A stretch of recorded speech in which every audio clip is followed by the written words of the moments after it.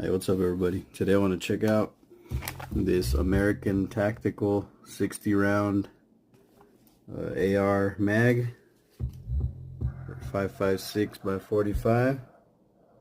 So same as the stock, but look at this bad boy, 60 rounds. I want to try this out with that super safety.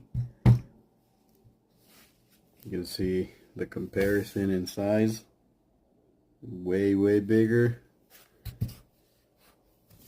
And then compare it, look at that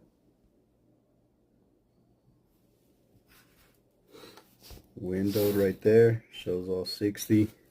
So I want to try this thing out with the super safety soon.